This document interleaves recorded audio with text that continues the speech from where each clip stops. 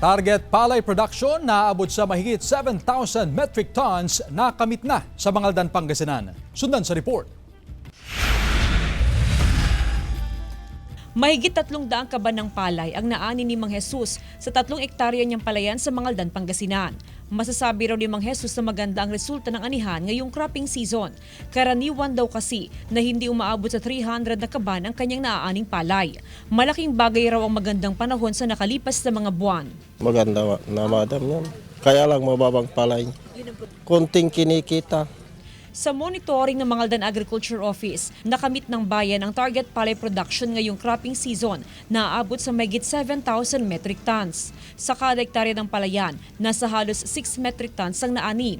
Bunsod dito, tiniyak nila ang palay sufficiency sa bayan hanggang sa mga susunod na buwan. Bukod sa magandang production, nasundan natin yung cropping calendar, planting calendar na binigay sa atin ng National Irrigation Administration.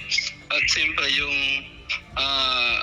dahil din sa mga intervention na binigay natin ng Municipal Agriculture Office at ng Department of Agriculture, yung planting target at ng harvest na in-expect na harvest ay maganda ang naging resulta.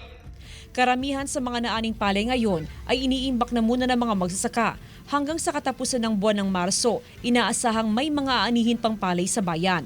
Sa monitoring ng Mangaldan Agriculture Office, nasa 18 pesos ang kada kilo ng bagong aning palay, habang nasa 20 pesos naman ang kada kilo ng dried palay. Kasama si Daryl Peralta, Jasmine Gabriel Galban, One North Central Luzon.